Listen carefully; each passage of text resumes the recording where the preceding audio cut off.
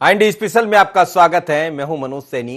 कांग्रेस को विवेक, भारतीय जनता पार्टी लगातार कहती रही है, लेकिन अब कांग्रेस के भीतर से ही कांग्रेस को विवेक देने की बात कहती रहे है। और बात विवेक की कोई और नहीं कर रहा, बल्कि विवेक तनखा साहब कर रहे हैं, जो कांग्रेस के लीगल सेल के अध्यक्ष थे हिंदुस्तान में, और उन्होंने अपने पद से त्यागपत्र दे दिया। लेकिन जब त्यागपत्र दिया तो उसमें जिक्र इस बात का भी कर दिया कि मैंने अब बहुत संभाल लिया है इस काम को, नए लोगों को मौका मिलना चाहिए। जब नए लोगों को मौका मिलना चाहिए तो इसका क्या तात्पर्य निकाला जाए?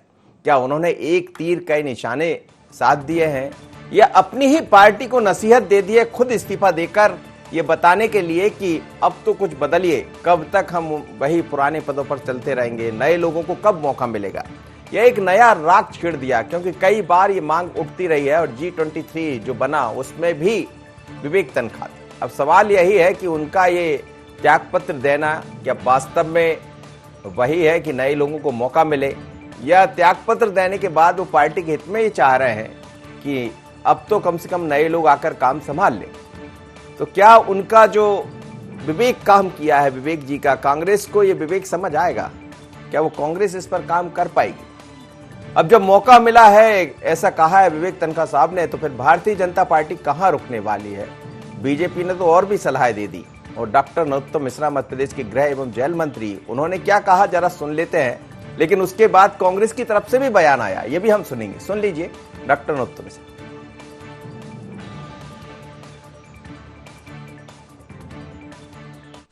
मैंने पढ़ा लीगल सेल के अध्यक्ष से उन्होंने इस्तीफा दिया है। अब कांग्रेस के लोग जिस तरह से इनलीगल बातें कर रहे हैं लंबे समय से, तो कोई भी लीगल सेल का अध्यक्ष कैसे रह पाएगा?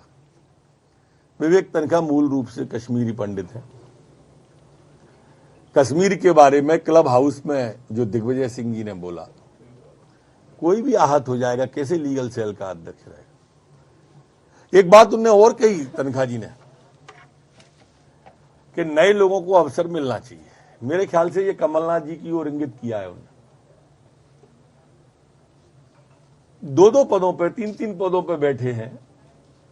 तनखा जी की बात से प्रेरणा लेनी चाहिए माननीय कमलनाथ जी को। ये भारतीय जनता पार्टी है, मुखौटा पार्टी, झूठ और पाखंड के अलावा इनके पास कोई काम नहीं है। बुजुर्गों को घर किसने बिठाया है? कहाँ है लाल कृष्ण आडवाणी जी, कहाँ है मुरली मनोहर जोशी जी? और जो कलाकार किस्म के बुजुर्ग हैं, 75 साल के फार्मूले में आडवाणी जी को निपटा दिया, और 75 साल के जो है येदियुरप्पा को हाथ जोड़ के पार्टी में ले आए। कांग्रेस पार्टी के जो बूढ़े हैं उनको जो है हाथ जोड़ के अंदर ले आए। कृष्णा साहब को कर्नाटक में लेके आए, 75 साल से ऊपर के वो। मध्य प्रदेश में जो है कांग्रेस के बुड्ढों को गिड़गिड़ा के लेके आए। तुम बिसाहू लाल सिंह की उम्र क्या है? ये जो है ये सिर्फ ढोंग, पाखंड और सिर्फ तंजकशी, केवल व्यंग करना, कटाक्ष करना, इसके अलावा इन्हें आता क्या है? जमीन पे कोई काम नहीं, देश बर्बाद कर दिया है, मगर कटाक्ष ऐसे करेंगे जैसे कि जो है मंगल ग्रह से उतर के आए हुए हैं। चलिए, तो आप सुन रहे थे, वो कह रहे थे कि कांग्रेस ऐसा नहीं करती। भारतीय जनता पार्टी ने क्या कहा? बुजुर्गों को घर बिठाल दिया। तो वही तो हम कह रहे हैं, और वही शायद विवेक जी कह रहे हैं, विवेक तनखा जी, की बुजुर्गों को घर बिठाल दीजिए, नए लोगों को मौका दीजिए। लेकिन उनका अपना तरीका है कहने का। मेरे साथ जुड़ रहे हैं इसमें ब्रजेश पांडे जी है, कांग्रेस के प्रवक्ता है, साथ ही गोविंद मालू जी है, भारतीय जनता पार्टी के सीनियर लीडर, और वरिष्ठ पत्रकार के रूप में राघवेंद्र सिंह साहब भी जुड़ेंगे। आप सभी का बहुत बहुत स्वागत है। ब्रजेश जी, क्या ये सलाह है विवेक जी की, कांग्रेस को जो विवेक दिया है विवेक तनखा साहब ने, इस पर काम होगा? बात तो सही कह रहे हैं वो कि अब नए लोगों को मौका मिलना चाहिए। ब्रजेश पांडे जी देखिए, इतने अच्छे व्यक्ति हैं, लेकिन वर्षों से मेहनत कर रहे, मौका नहीं मिला। देखिए, विवेक तनखा जी हमारे पार्टी के वरिष्ठ नेता हैं, राज्यसभा के सर्वोच्च अध्यक्ष हैं, और वो कांग्रेस पार्टी के लीगल सेल के राष्ट्रीय अध्यक्ष हैं। तकरीबन 5 साल से वो जिस पद पर इस गुरुतर दायित्व का बखूबी निर्वहन कर रहे थे, कांग्रेस से बहुत सारी केसेस जो हुआ करते थे पॉलिटिकल लोगों के, उसको जो लड़ा करते थे और बिना पैसे के। अब समझते ही उनका अपना निर्णय है, और उन्होंने जो पत्र लिखा है पार्टी की राष्ट्रीय अध्यक्ष को सोनिया गांधी जी को, उन्होंने इस बात का जिक्र जरूर किया है कि मैं 5 साल से लगभग इस पद पे काम कर रहा हूँ, और 5 साल से काम करते करते अनुभव किया है, बहुत सी चीजें हमारे सामने आई और उन सब चीजों को व्यवस्थित रूप से मैंने हल किया है। अब इस पद को छोड़ते हुए अब इससे मैं इस्तीफा दे रहा हूँ और इससे आप नए लोग बहुत बहुत कर दें, जिससे कि ये एक नई परंपरा का है। ठीक बात है कि उनका अपना निर्णय है, तो निर्णय का पार्टी का पद। ब्रजेश जी, आपकी आवाज मुझे बहुत ठीक से नहीं मिल पा रही, तो बेहतर होगा कि अच्छे से बात कर पाए आप मुझसे। लेकिन आपने कहा, जितना मैं समझ पा रहा हूं, कि उनका निर्णय है, पर ये कांग्रेस में बात तो उठती रही है कि नए लोगों का एक ही व्यक्ति के पास कई पद हो जाते हैं, तो ऐसी मांगे उठना लाजमी है। हाँ, निश्चित रूप से देखिए ऐसा है, तो इसी एक व्यक्ति के पास अगर एक पद रहेगा तो वो ज्यादा अच्छे तरीके से, ज्यादा पूरी ताकत लगा सके, पूरी ऊर्जा के साथ, पूरे तुरंत बेच के साथ उस कार्य को कर सकेगा। मैं समझता हूँ कि किसी व्यक्ति के पास एक पद ज्यादा महत्वपूर्ण होता है बनस्पत 10 पद होते हैं। तो मेरे पास भी, जब मुझे ध्यान है, यूपीए सरकार के समय जो है वो 14 मंत्रालय तो मैं भारत सरकार का मेंबर था, डायरेक्टर था। कई बार मुझे ही लगता था कि मैं बम्बई में सेंसर बोर्ड की मीटिंग अटेंड करूँ कि स्टील में आकर के दिल्ली की मीटिंग अटेंड करूँ। इस चीज में 2-3 मीटिंग फंसती थी, तो ये हुआ वो मेरे साथ भी हुआ करता था। तो एक व्यक्ति एक पद पे रहेगा तो ज्यादा अच्छे तरीके से क्रियान्वित रूप से कार्य कर सकेगा, और इस चीज को मान करके हमने यूपीए में बहुत सारे मंत्रालयों से इस्तीफा भी दिया कि मैं इतने सारे पद नहीं संभाल पाऊँ। तो ये होना चाहिए, ये एक बात पक्का, अगर राजनीति में आ जाए तो एक नई जनरेशन जो तैयार हो रही है, जो नेक्स्ट तैयार हो रहे हैं, उनको भी उस पद पर समायोजित किया जाए। जी, गोविंद मालू साहब, विवेक तनखा साहब ने कह दिया है कि नए लोगों को मौका मिलना चाहिए। हालांकि भारतीय जनता पार्टी का अध्यक्ष तो नया चेहरा है, विवेक वीडी शर्मा साहब, पर कांग्रेस में ये मांग उठती रही है। लेकिन कई जगह ऐसा बीजेपी में भी देखा है कि जहां जरूरत होती है उस हिसाब से वृद्धों को भी जगह मिल जाती। देखिए, विवेक तनखा साहब की स्थिति है कि नाक दबाया है तो मुंह खुला है, तो कहीं न कहीं आहत हुए हैं वो कुछ बातों से। और दूसरी बात उन्होंने जो कही है, क्योंकि सिद्धांत का और कांग्रेसियों का कोई नाता कभी नहीं रहा है, न कोई नियमावली का पालन करते हैं, न कोई विधान का पालन करते हैं, न कोई संविधान का पालन करते हैं। मन मर्जी जो बैठा उसकी मर्जी, जो कहे वो सही, न खाता न बही। ये स्थिति कांग्रेस में ऊपर से लेकर नीचे तक है। मध्य प्रदेश की कमान यदि कमलनाथ जी को सौंप दी तो उसे हम फ्रेंचाइजी कह सकते हैं, ठेकेदारी कह सकते हैं। उस आधार पर वो जो चाहे वही होगा। मध्य प्रदेश में नेता प्रतिपक्ष भी वही हैं, प्रदेश अध्यक्ष भी वही हैं, उसके पूर्व मुख्यमंत्री भी वही थे। तो कोई भी एक पद की बात मानने का, क्योंकि कांग्रेस का पूरा ढांचा ही अनीति का है, अनियोजित है और अनियंत्रित है। पूरा ढांचा जब चरमराया हुआ है, गैर संवैधानिक कार्यों में शुरू से लिप्त है ये लोग, तो अपने संगठन को कहां से संवैधानिक और नियमावली का दर्जा देंगे। इसलिए उनकी राय उन तक सीमित है। ये हम भारतीय जनता पार्टी जैसी पार्टी ही कर सकती है ये सारे सिद्धांत और नियमों का पालन। कांग्रेस में तो वो आइसोलेट करके पटक दिए जाएंगे विवेक तनखा जी। तो इस्तीफा दे दिया तो ठीक है, आप जाइए, हम दूसरे को बना देंगे। लेकिन कांग्रेस कुछ नामों का उदाहरण दे रही थी। येदियुरप्पा टाइप के जो लोग हैं वो 70 साल से ऊपर भी होने के बाद भी बन गए मुख्यमंत्री। ये कोई नियम नहीं बनाया हमने, कोई नियम या संविधान में ऐसा कुछ पारित नहीं किया राष्ट्रीय परिषद में कि 75 साल से ऊपर नहीं देंगे। ये तो स्थानीय जरूरत के हिसाब से, और जहां पर विकल्प हो सकता है, जहां विकल्प दिया जा सकता है। देखिए, कोई सत्ता गंवाने के लिए थोड़ी कहीं आते हैं, या कोई हम थ्रो करते थोड़ी विकेट। हमको तो समाज को बदलने के लिए सबदूर सत्ता भी चाहिए, सबदूर हमारा नेटवर्क भी चाहिए, और हमारा जनाधार भी बढ़ाना है हमको। हम कोई साधु संतों की मंडली में तो है नहीं कि किसी ने कह दिया कि आपने तो हमने कहाँ लिखा 75 साल का। ये मनोमन समझने की बात है कि हम अगर कहीं रिप्लेस कर सकते तो हमने वहाँ रिप्लेस किया है, और लोगों को, नए खून को मौका दिया है हर जगह पर। भारतीय जनता पार्टी ने आज से नहीं, शुरू से, बरसों से एक ट्रांसफॉर्मेशन का जो दौर है वो आज से नहीं, जब से भारतीय जनता पार्टी का निर्माण हुआ है तब से लेकर आज तक हर जगह ट्रांसफॉर्मेशन, हर जगह नए नवोन्मेष और एक नवाचार, ये हम करते रहे हैं। इसीलिए हम आज इस मुकाम पर पहुंचे हैं, और कांग्रेस किस जगह पर पहुंच गई है या और हमको जी। चलिए, मैं लौट रहा हूं सर। राघवेंद्र जी मेरे साथ जुड़े हैं। राघवेंद्र जी, ये लंबे अरसे से चल रहा है कि कांग्रेस में भी नए लोगों को मौका मिलना चाहिए, लेकिन जो विवेक तनखा साहब ने अपने पद से त्यागपत्र दिया है वो लीगल सेल के राष्ट्रीय अध्यक्ष थे, पर सवाल यही है कि उन्होंने अपने जवाब में जो त्यागपत्र दिया उसमें कहा है कि अब नए लोगों को मौका मिलना चाहिए। तो क्या वास्तव में एक तीर कई निशाने हैं इसमें?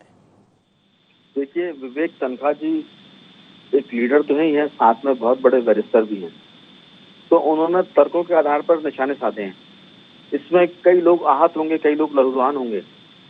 और मध्य प्रदेश के संदर्भ में देखें तो यहाँ कमलनाथ जी पर भी ये निशाना लगा हुआ लगता है। राष्ट्रीय स्तर पर देखें तो ऐसे कई सारे लोग होंगे जो उम्रदराज हैं और पदों पर बैठे हुए हैं। तो मुझे लगता है कि इसके बहुत सारे मायने हैं, आने वाले दिनों में दिखेंगे, क्योंकि कमलनाथ जी पार्टी के अध्यक्ष भी हैं मध्य प्रदेश में और विधानसभा में नेता प्रतिपक्ष भी हैं और उम्रदराज भी हैं। तो मुझे लगता है कि वो उम्र और इन सबके लिहाज से तो वो इस्तीफे की स्थिति में होने चाहिए। जैसे कि विवेक तनखा जी मेरे ख्याल से उनसे कम उम्र के हैं, कम उम्र के हैं और ज्यादा सक्रिय हैं। इसके बाद भी उन्होंने इस्तीफा दिया कि नए लोगों को मौका मिले। तो ये इशारा है और ये मैंने कहा कि कई लोगों को लहूलुहान करेगा। तो दिल्ली तक तो बात बहुत कई लोगों तक जाएगी, लेकिन मध्य प्रदेश में ये काफी तीखा संदर्भ ले सकते हैं अपन इसमें। वकील के तौर पर चूंकि इसके पहले कपिल सिब्बल भी, ये सब वो टीम है जो गुलाम नबी के आजाद के साथ, कपिल सिब्बल जी के साथ 52-53 लोगों ने जो लिख कर दिया था हाईकमान के लिए कि कुछ हमको सोचना चाहिए और बदलना चाहिए। हुआ यह कि पार्टी ने इनको ही बदल दिया, इन सबको कार्य समिति से बाहर कर दिया। तो अलग है कि दिल्ली हाईकमान या सोनिया गांधी इसको किस ढंग से लेती है, लेकिन राजनीति के ताजा परिप्रेक्ष्य में उनके बयान मध्य प्रदेश में कमलनाथ जी के लिए चुभने वाले होंगे। जी बिल्कुल आप ठीक कह रहे हैं। ब्रजेश जी, क्या ये वही है, एक तीर कई निशाने हैं? ब्रजेश पांडे जी, चलिए हम ब्रजेश पांडे जी की तरफ लौटेंगे, नहीं तो और किसी कांग्रेस के जो नेता हैं हम उनसे बात करेंगे। लेकिन गोविंद मालू जी मेरे साथ जुड़े हैं, पर एक बार सुन लेते हैं कि डॉक्टर नरोत्तम मिश्रा ने कहा क्या है। जैसे ही ये त्यागपत्र दिया है उसके बाद डॉक्टर नरोत्तम मिश्रा ने क्या कहा है और कांग्रेस का क्या कहना है, सुन लेते हैं जरा, एक बार सुनिए डॉक्टर नरोत्तम मिश्रा। मैंने पढ़ा लीगल सेल के अध्यक्ष से उन्होंने इस्तीफा दिया है। अब कांग्रेस के लोग जिस तरह से इनलीगल बातें कर रहे हैं लंबे समय से, तो कोई भी लीगल सेल का अध्यक्ष कैसे रह पाएगा। विवेक तनखा मूल रूप से कश्मीरी पंडित हैं। कश्मीर के बारे में क्लब हाउस में जो दिग्विजय सिंह जी ने बोला, कोई भी आहत हो जाएगा, कैसे लीगल सेल का अध्यक्ष रहेगा। एक बात उन्होंने और कही तनखा जी ने कि नए लोगों को अवसर मिलना चाहिए। मेरे ख्याल से ये कमलनाथ जी की ओर इंगित किया है उन्होंने। 2-2 पदों पे, 3-3 पदों पे बैठे हैं। तनखा जी की बात से प्रेरणा लेनी चाहिए माननीय कमलनाथ जी को। ये भारतीय जनता पार्टी है, मुखौटा पार्टी, झूठ और पाखंड के अलावा इनके पास कोई काम नहीं है। बुजुर्गों को घर किसने बिठाया है? कहाँ है लाल कृष्ण आडवाणी जी, कहाँ है मुरली मनोहर जोशी जी, और जो कलाकार किस्म के बुजुर्ग हैं, 75 साल के फार्मूले में आडवाणी जी को निपटा दिया और 75 साल के जो है येदियुरप्पा को हाथ जोड़ के पार्टी में ले आए। कांग्रेस पार्टी के जो बूढ़े हैं उनको जो है हाथ जोड़ के अंदर ले आए। कृष्णा साहब को कर्नाटक में लेके आए, 75 साल से ऊपर के हैं। मध्य प्रदेश में जो है कांग्रेस के बुड्ढों को गिड़गिड़ा के लेके आए। तुम बिसाहू लाल सिंह की उम्र क्या है? ये जो है ये सिर्फ ढोंग पाखंड और सिर्फ तंजकसी, केवल व्यंग करना, कटाक्ष करना, इसके अलावा इन्हें आता क्या है? जमीन पे कोई काम नहीं, देश बर्बाद कर दिया है, मगर कटाक्ष ऐसे करेंगे जैसे कि जो है मंगल ग्रह से उतर के आए हुए हैं। चलिए मेरे साथ जुड़े हैं मेहमान। ब्रजेश जी, सवाल यही है, क्या एक तीर कई निशाने हैं इसमें?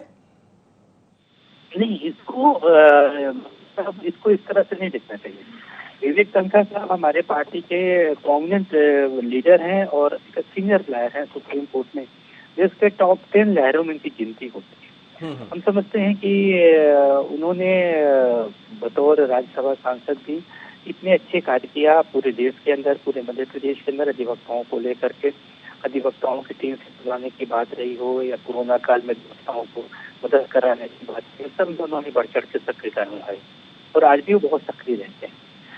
मैं समझता हूं कि उनका निर्णय शायद कार्य भी, उनके सुप्रीम कोर्ट में केसेस बहुत हैं और उनके अंडर में तकरीबन 150 एक जूनियर लॉयर काम करते हैं। मैं उनकी ऑफिस में हुआ हूँ, मेरे बड़े अच्छे ताल्लुकात हैं उनसे, हमारे तो लीडर ही हैं। तो मेरा ऐसा फिरोज शाह रोड में ऑफिस बना रखी है फिफ्थ फ्लोर में। तो मैं समझता हूँ कि ये उनका अपना निर्णय है और इस निर्णय से उन्होंने ये भी कहा कि नए युवाओं को अवसर मिलना चाहिए, अच्छी बात है। देखिए हमारे जो यंग यंगस्टर तैयार हो रहे हैं, युवा टीम जो तैयार हो रही है, पढ़ लिख करके जो लोग राजनीति में आ रहे हैं, वो भी टकटकी लगाए रहते हैं कि हमको भी अवसर मिले। तो ये उनकी मंशा थी, इसको इस सोच से नहीं देखना चाहिए कि उसका आशय कोई मध्य प्रदेश से था या उसका आशय कोई दिल्ली से था। नहीं, आपने बड़ी अच्छी बात कही कि टकटकी लगाए रहते, टकटकी तो लगी रहती, लेकिन ये जो कब तक लगी रहेगी टकटकी, आखिर कब तक वो बेचारा कांग्रेस का कार्यकर्ता ये सोचता रहेगा कि मुझे भी जगह मिलेगी, नए लोगों को मौका मिलेगा। वही दिग्विजय सिंह जी नजर आ जाते हैं, वही कमलनाथ जी दिखाई दे रहे हैं। और ये बात सच है कि हालांकि दोनों के नाम पर भारतीय जनता पार्टी अपनी तैयारियां कर रही है, लेकिन दो चेहरे के अलावा तीसरा चेहरा नहीं दिख रहा है मध्य प्रदेश में। ये आदरणीय दिग्विजय सिंह जी मध्य प्रदेश के 2 बार चीफ मिनिस्टर रहे हैं, ऑल इंडिया के जनरल सेक्रेटरी हैं, CWC के मेंबर, CEC के मेंबर, कई महत्वपूर्ण कांग्रेस कमेटी के सदस्य रहे, कई राज्यों के प्रभारी रहे, कई राज्यों से उन्होंने बहुत अच्छा रिजल्ट भी कांग्रेस को दिया है। कमलनाथ साहब 9 बार सांसद रहे हैं, एमएलए हैं और मिनिस्टर रहे हैं, संसदीय कार्य मंत्री मध्य प्रदेश के बड़े स्ट्रॉन्ग लीडर। और जो हमारी यंगस्टर टीम तैयार हो रही है, उनको उनकी योग्यता के अनुसार, उनकी गुणवत्ता के अनुसार से मूल्यांकन करके उनको अवसर दिया जा रहा है, मंडल में, सेक्टर में, ब्लॉक में, जिले में, प्रदेश में। और अब जब प्रदेश कांग्रेस कमेटी बनेगी तो ये सब चीजें सामने रहेंगी। आदरणीय राहुल गांधी जी की मंशा है कि अधिक से अधिक युवाओं को अवसर मिले। हम लोग का टैलेंट सर्च के माध्यम से हुआ था, बाकायदे परीक्षा आयोजित की गई थी, पूरे प्रदेश से तकरीबन 1500 लोग इकट्ठा थे, उस परीक्षा में बैठे थे, सम्मिलित हुए थे। उसमें 10-12 प्रवक्ताओं का चयन हुआ। कुछ नई परंपराएं कांग्रेस ने शुरू की। हम समझते हैं ये राजनीति तो प्रयोगशाला होती है प्रयोग करने की, तो ये प्रयोग भी युवाओं को आगे ले जाने का प्रयोग की दिशा में सार्थक सिद्ध होगा, प्रेरणात्मक रहेगा, प्रेरक बन के कार्य करेगा। मैं सब चलिए, बिल्कुल सही कह रहे हैं आप, प्रयोगशाला होती है, लेकिन प्रयोग यदि अब युवाओं के ऊपर शुरू हो जाए तो शायद ये सवाल उठना खत्म हो जाएगा कि युवाओं को मौका मिलना चाहिए। गोविंद मालू जी, सवाल ये भी है कि जैसा आप सुन रहे थे, भूपेंद्र गुप्ता जी कह रहे थे कि भीतर कांग्रेस के, बीजेपी के भीतर भी बहुत कुछ अच्छा नहीं है, जिन लोग की जरूरत होती है उनको तो मौका मिल जाता है जरूरत के हिसाब से। हालांकि आपने भी कहा पहले मेरे से चर्चा में, पर सवाल यह है कि आखिर नए चेहरों को कब मौका मिलेगा, चाहे बीजेपी की बात हो या कांग्रेस की बात हो। बीजेपी में जरूर BD शर्मा जी को मौका मिल गया है, वो नई टीम को लेकर आ गए, पर अब बुजुर्गों का क्या होगा? कांग्रेस कहती कि हम बुजुर्गों का भी सम्मान करते हैं। कांग्रेस तो एक तरह से हिपोक्रेसी में है। कहाँ बुजुर्गों का सम्मान है कि युवाओं का सम्मान है कि नए खून को मौका है? केवल वंशवाद, परिवारवाद के अलावा दूसरी कोई बात वहाँ नहीं है।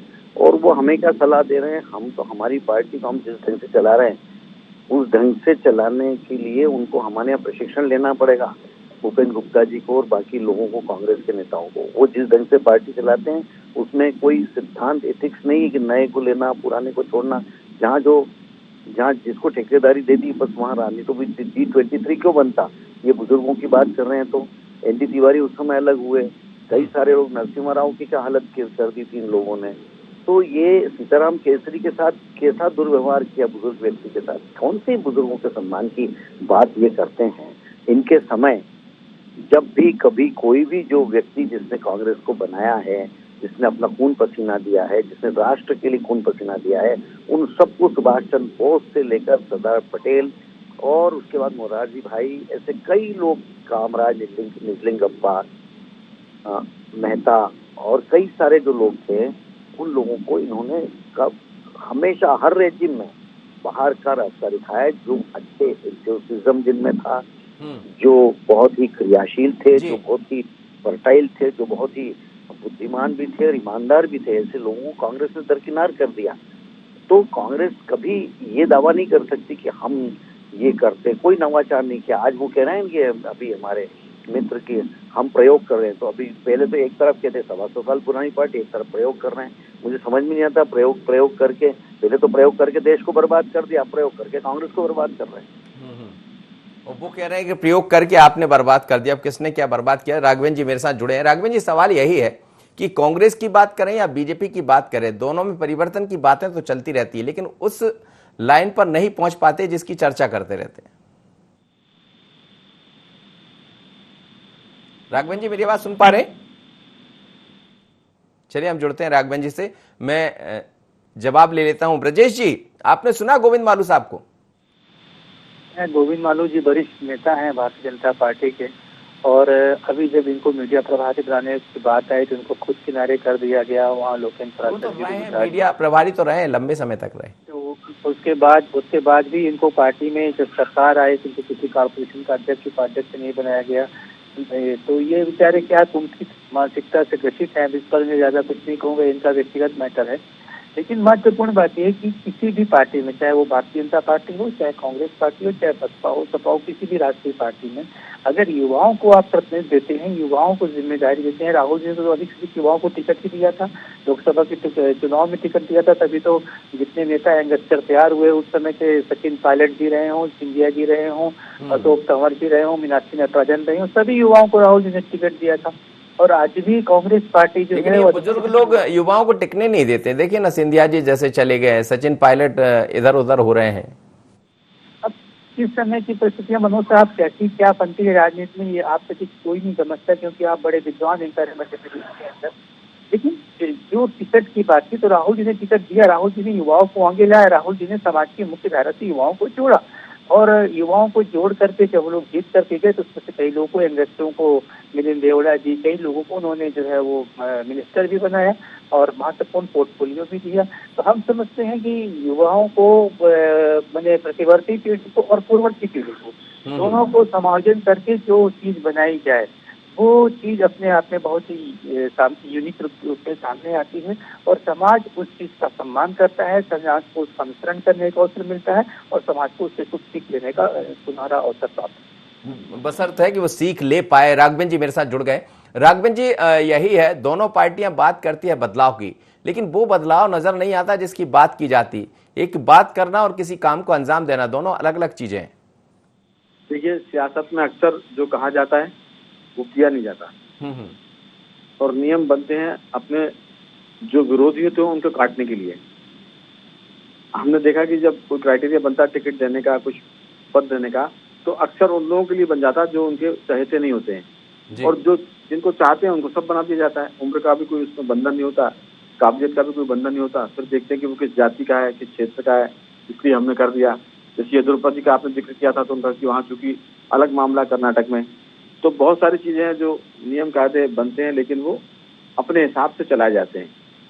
तो ये सब चीजें जो विवेक तनखा जी ने की है कि नए लोगों को मौका मिलना चाहिए, लेकिन नए भी फिर वो मिलेंगे जो उनके पसंद के होंगे।